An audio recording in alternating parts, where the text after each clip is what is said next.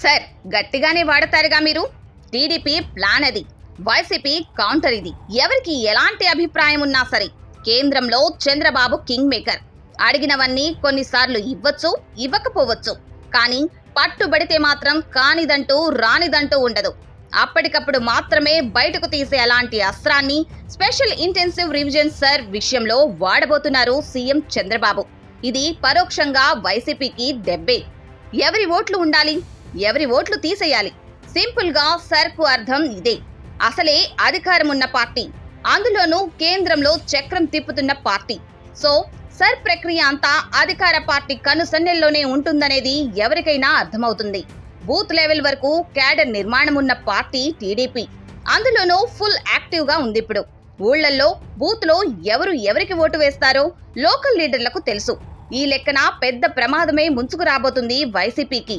కళ్ళు మూసుకుంటే చాలు అధికారంలోకి వచ్చేస్తామని ఇంకా భ్రమలోనే ఉంటే పోలింగ్ రోజున క్యూ లైన్ లో జరిగేది హల్దీ ఫంక్షనే. వారానికో రోజు తాడేపల్లికి వచ్చే జగన్ కు తెలుసో లేదో గానీ స్పెషల్ వర్క్ షాప్లకు ప్లాన్ చేస్తుంది టీడీపీ. టిఫిన్లు, భోజనాలు పెట్టి యోగక్షేమాలు అడిగేందుకు కాదు, వైసీపీకి గట్టిగా మద్దతిచ్చే వారిని లిస్ట్ అవుట్ చేసేందుకు. ఒకే ఒక్క దెబ్బతో లక్షల ఓట్లలో తేడాలొస్తాయి. దానిపై కోర్టుకు వెళ్తారా? సమస్య లేదు. సుప్రీంకోర్టు చాలా సీరియస్ గా ఉంది. ఎన్నికల కమిషన్ నిర్ణయమే ఫైనల్ అంది. బెంగాల్, బీహార్లో చూశాం కదా. రేపటి రోజున మిగతా పనులన్నీ మానేసి కేవలం సర్ కోసం కోర్టుల చుట్టే తిరగాల్సిన పరిస్థితి వస్తుంది. ఇప్పటికైనా అన్ని వదిలేసి కార్యకర్తల కోసం తిరగాలి.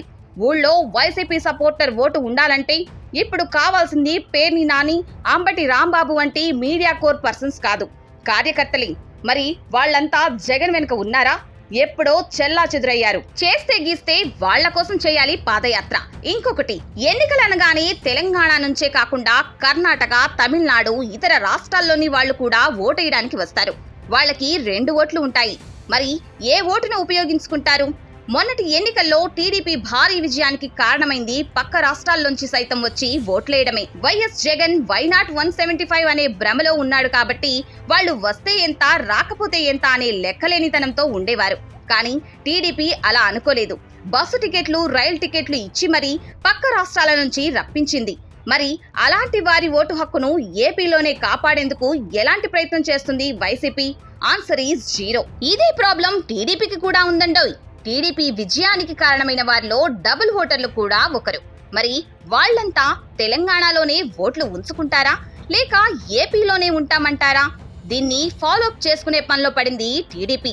ఊళ్లల్లో ఇళ్లు ఉండి పక్క రాష్ట్రాల్లో నివసించే వారిలో నిఖాసైన టీడీపీ వాళ్ళెవరో చూసుకొని వాళ్ల ఓట్లు రాష్ట్రంలోనే ఉంచుకునేలా ఓ వర్క్ షాప్ పెట్టాలనుకుంటుంది. మరి వైసీపీ ఏం చేస్తుంది?